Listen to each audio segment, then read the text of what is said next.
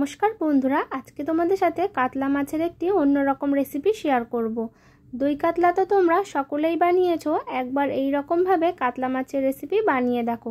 এই রেসিপি আমার ক্ষীরোদ কাতলা, আর এটা মাত্র 10 মিনিটেই বানিয়ে ফেলতে পারবে। তো চলো রেসিপিটি শুরু করা যাক। ক্ষীরোদ কাতলা বানানোর জন্য আমি এখানে 5 পিস কাতলা মাছ নিয়েছি। এখানে পিঠের দিকের আর পেটির দু রকমেরই মাছই ব্যবহার করছি। দেখো মাছটা একটু ম্যারিনেট করে নেব, তার জন্য প্রথমেই দিয়ে দিচ্ছি পরিমাণ মতো নুন আর দিয়ে দিচ্ছি হাফ চামচ গোলমরিচের গুঁড়ো। এরপর দিয়ে দেব হাফ পাতিলেবুর রস দিয়ে একটু মাছটা ভালো করে ম্যারিনেট করে নেব। আর ভালো করে ম্যারিনেট করে রাখার পর 15 মিনিটের জন্য রেখে দেব।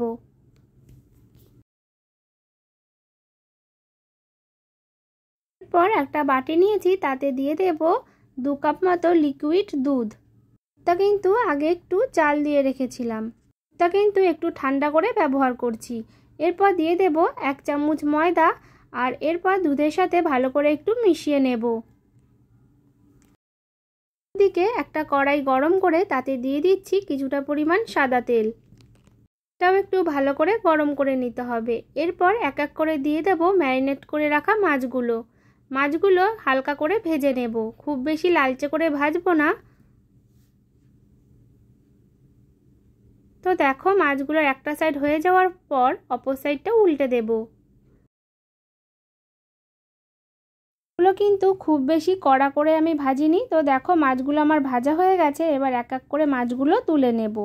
এরপর ওই একই কড়াইতে দিয়ে দেব 1 চামচ মতো ঘিটা ভালো করে একটু গরম করে নেব। এর মধ্যে দিয়ে দেব 2টো টমেটো কুচি। এখানে আমি মিডিয়াম সাইজের 2টো টমেটো ব্যবহার করেছি।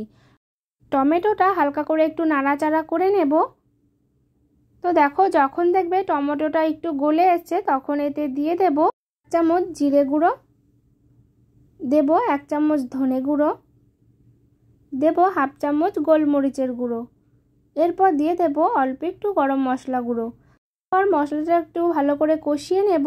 এই সময় গ্যাসের ফ্লেমটা একদমই কমিয়ে রাখবে আর মশলাটা ভালো করে কষিয়ে নেবে।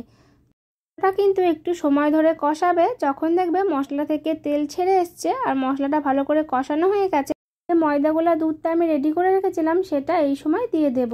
মশলার মধ্যে দুধটা মেশাবে তখন কিন্তু গ্যাসের ফ্লেমটা একদম লোতে করে রাখবে, না হলে কিন্তু দুধটা কেটে যেতে পারে।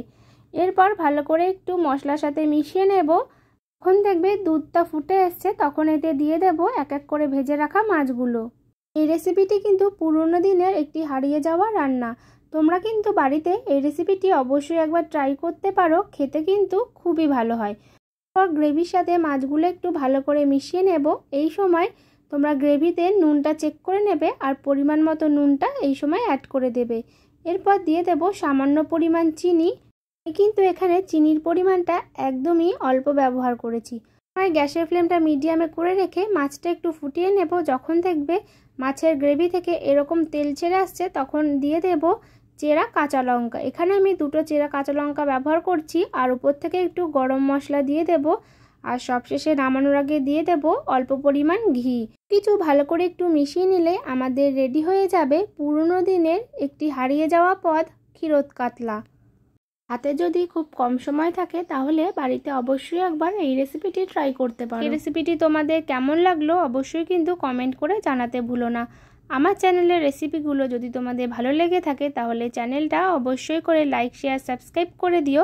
আর সাবস্ক্রাইব বাটনের পাশে যে বেল আইকন আছে ওটা কিন্তু অবশ্যই করে ক্লিক করে দিও আমার সব ভিডিও নোটিফিকেশান সবার আগে পাওয়ার জন্য। আমার ফেসবুক থেকে ভিডিওটি দেখছো তারা আমার ফেসবুক পেজটি অবশ্যই করে ফলো করে দিও। আবারও দেখা হবে নতুন কোনো রেসিপির সাথে।